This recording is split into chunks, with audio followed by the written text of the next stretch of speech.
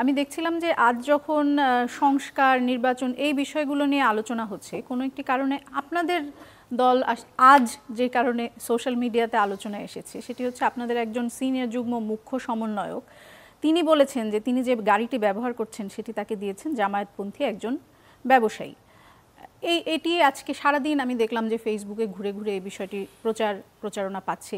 এই যে বিভিন্ন ভুল কারণে আপনাদের দল বারবার আলোচনায় উঠে আসছে, বিবিসিতেও একটি রিপোর্ট এসেছে যেখানে বলা হচ্ছে যে রাজনীতির সেই পুরনো পথেই কি হাঁটছে জাতীয় নাগরিক পার্টি, এবং সেখানে আপনাদের কিছু নেতা যারা বিলাসী জীবনযাপন করছেন সেরকম কিছু উদাহরণ উঠে এসেছে।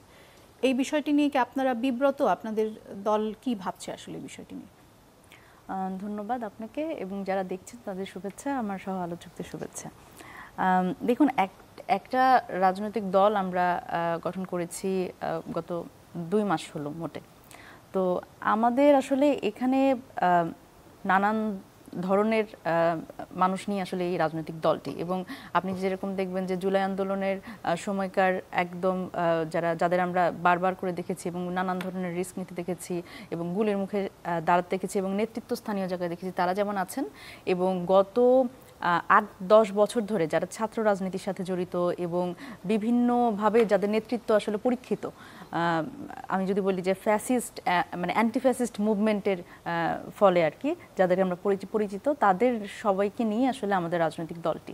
সেখানে স্বাভাবিকভাবেই যে আমরা নতুন রাজনৈতিক বন্দোবস্তের কথা বলছি, সেই নতুন রাজনৈতিক বন্দোবস্ত ইমপ্লিমেন্ট করতে গিয়ে যখন একটা ব্যাপার চলে আসে যে আসলে এই দীর্ঘদিনের পুরাতন যে প্র্যাকটিসটা, এই প্র্যাকটিসটা ওভারনাইট আসলে আমরা পরিবর্তন করতে পারছি না, এবং এটার কারণে যেটা হচ্ছে সেটা হচ্ছে ওই ট্রেডিশনাল কিছু আমি যদি বলি নির্বাচন, আসনভিত্তিক নির্বাচনের কথাও যদি বলেন, প্রচারণার কথাও যদি বলেন, বা এই ধরনের প্র্যাকটিসের কথাই যদি বলেন যে টাকা পয়সা ছাড়া আসলে রাজনীতি করা যায় না বা নেতা হওয়া যায় না, এই ধরনের আসলে কিছু ঘটনার মধ্যে দিয়ে আমরা আসলে যাচ্ছি। এবং এটার একটা গুরুত্বপূর্ণ কারণ হচ্ছে যেটা বললাম যে ওভারনাইট এটা পরিবর্তন হচ্ছে না, এবং আমরাই যেহেতু নতুন রাজনৈতিক বন্দোবস্তের কথা বলছি, সুতরাং আমাদের উপরে দায়টা অনেক বেশি বর্তায়, এবং আসলে আমরা কি করছি সেটাই কিন্তু খুব বড়ভাবে এখন দেখা যাচ্ছে।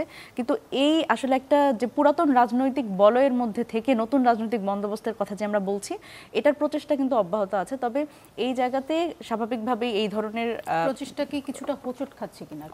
গাড়ি নিয়ে আপনাদের এত বেশি, শুরু থেকেই দেখছি গাড়ি নিয়ে অনেক বেশি আলোচনায়, গাড়ি কোথা থেকে পাচ্ছেন, গাড়ি কোথা থেকে আসছে, রাজনীতি করে যে গাড়ি ঘোড়া চড়ে সে, এরকম একটি ব্যাপার হয়ে গেছে। এবং আজকে এই যে দামি গাড়ি তিনি পেয়েছেন তার এলাকার একজন ব্যবসায়ীর কাছ থেকে, তিনি যে এলাকার সেই এলাকার একজন ব্যবসায়ীর কাছ থেকে। এই গাড়ি যখন আমি নিলাম, তারপরে কি তার কাছে আমার একটি মানে এক ধরনের বাধ্যবাধকতা তৈরি, একটা দায়বদ্ধতা তৈরি হলো না? অবশ্যই। আসলে এই জায়গা থেকে মানে আপনি আমাকে যদি ব্যক্তিগতভাবে প্রশ্ন করেন, আমার কোনো গাড়ি নাই, এবং আমি আজকে চ্যানেলের গাড়ি চড়ে আপনাদের এখানে এসেছি। এবং আরও একটা বিষয় হচ্ছে যে আমি যদি বলি যে 214 জন আমাদের পুরো দলের সদস্য, কেন্দ্রীয় সদস্যদের মধ্যে বেশিরভাগেরই আসলে সিংহভাগেরই গাড়ি নাই আসলে।